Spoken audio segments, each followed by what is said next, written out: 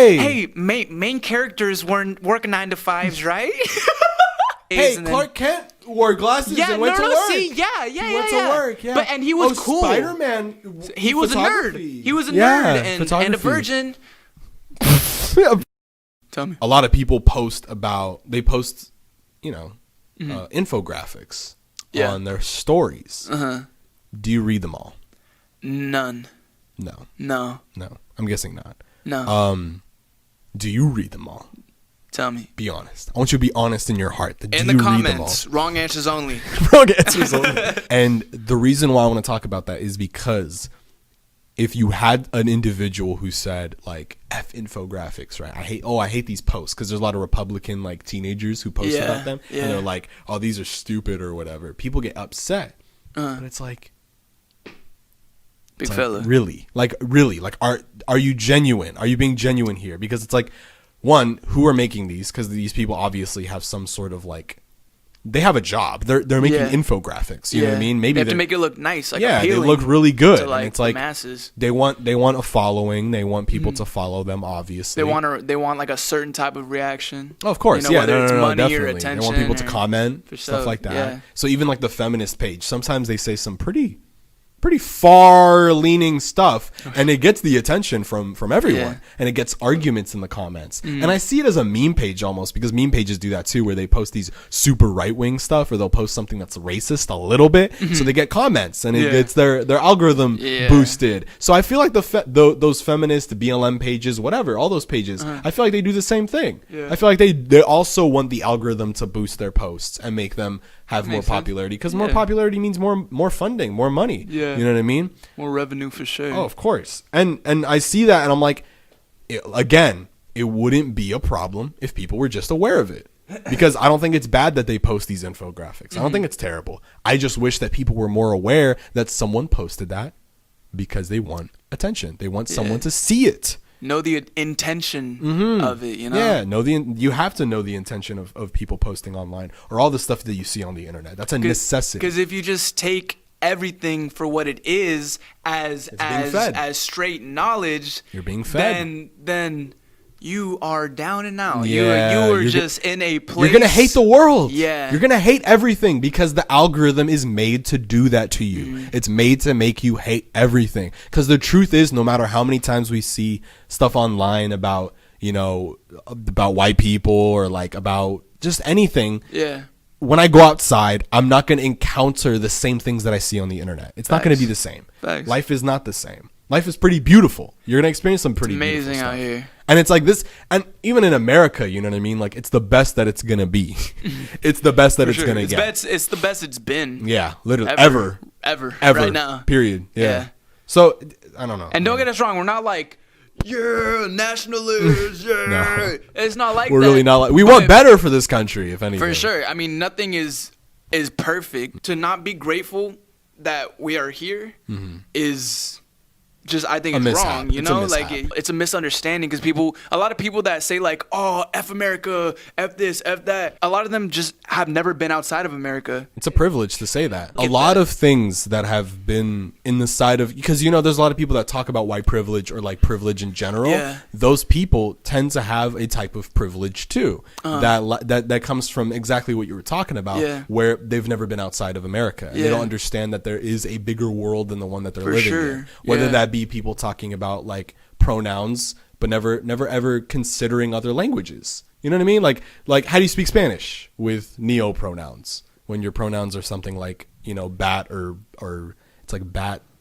Like, I have no idea. You don't know what neopronouns are. So there's people who have made pronouns out of objects or things, because most people that do have neopronouns are people who are not neurotypical. So they have some sort of mental problem, right? Okay. So those people, they fixate on something. You know how someone who has autism, they'll fixate on something and they get really good at it. Likes penguins, just like atypical, exactly. So they do that. So imagine the guy from Atypical calling himself penguin self. That's like their pronouns. That's like who they are? Exactly. Okay. So allowing them to do that. And that's the idea. That's cool. The idea is like, sure, that's fine.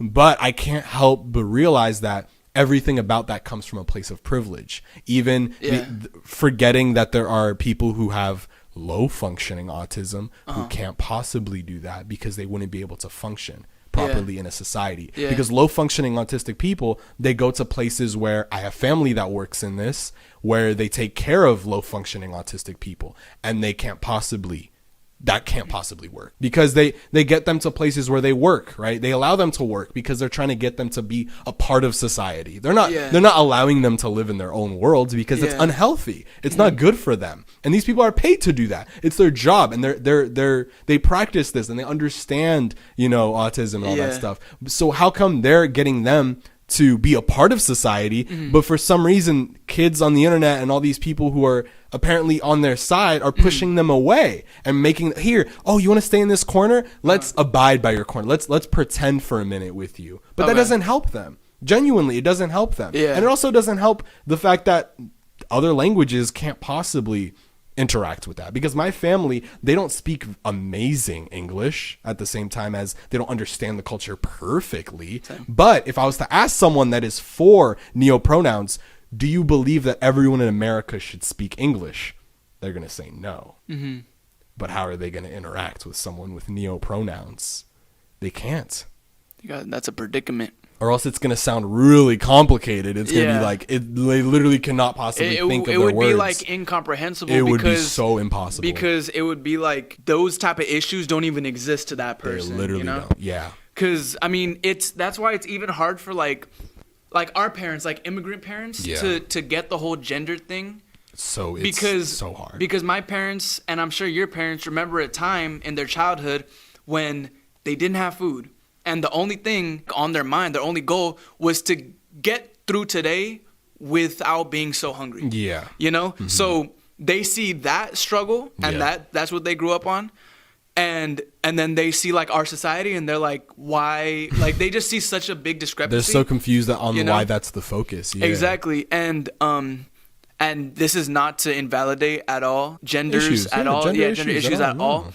But we have to be real. And like why there is a big gap in between like boomers and Gen Z, because I just feel like as we grow on, we're not getting closer and we're not trying to understand each other at all. No. And talking about Gen Z, like how do you feel about being a Gen Z grandpa?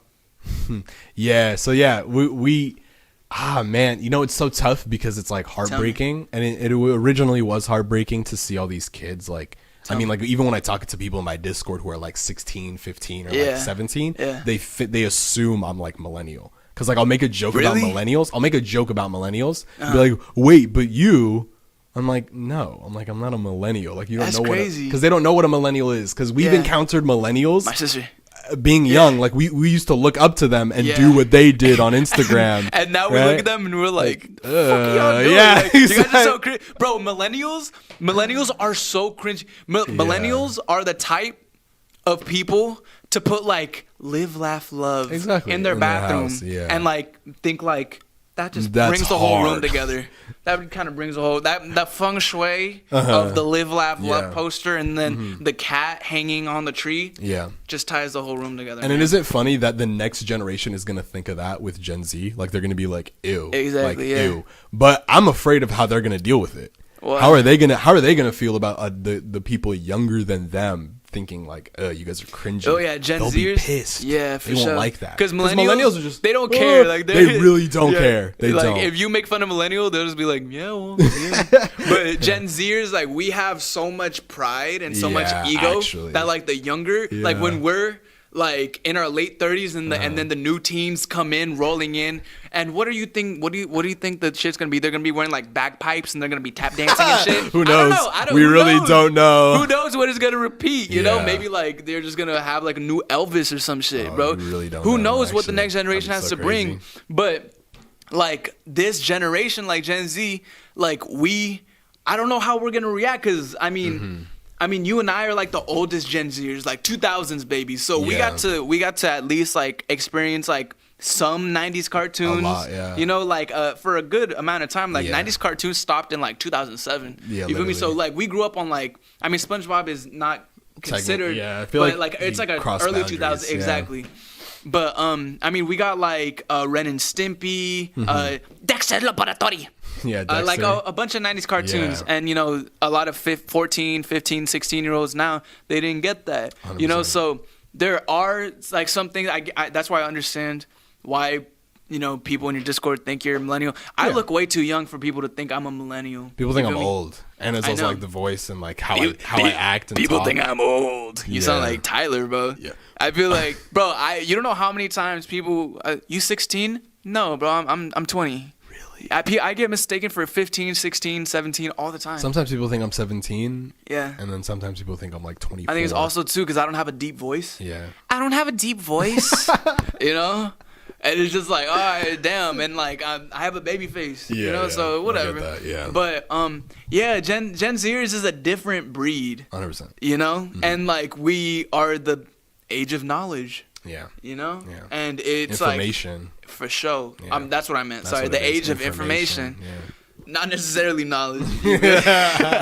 Not all the time. And I feel like in the same way that hippies kind of declined, I feel like we're going to decline in the same way. Like, I feel like the kids are going to go from this, we're so different and all that. And then suddenly they're going to be like, maybe working a 9 to 5 is okay. Hey, main characters weren't working 9 to 5s, right?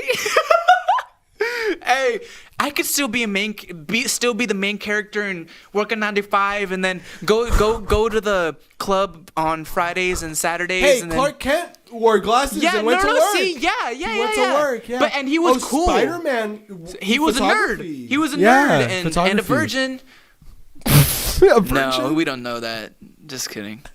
That's funny. But yeah, like I feel like Gen Z, because Gen Z looks at baby boomers as like, oh, they're so egotistical and they're so. But the difference with baby boomers, they're just that's just how they're built and they're ignorant, and that's okay. Yeah. You know, that's okay. But us, we have the ability to grow and to change because we're so young. Yeah. And we just like just whatever. I'm the main character. I'm the only person that matters. Yeah, literally. You know, bro? And it's like, damn, bro, like how is this gonna how like when the dust settles, when in 2028, when the dust settles, we're gonna look around like, yo, I'm not the main character, you know? No. Like everyone else matters. You know? I'm not like what do you say, what is humble? When you don't think about yourself, right?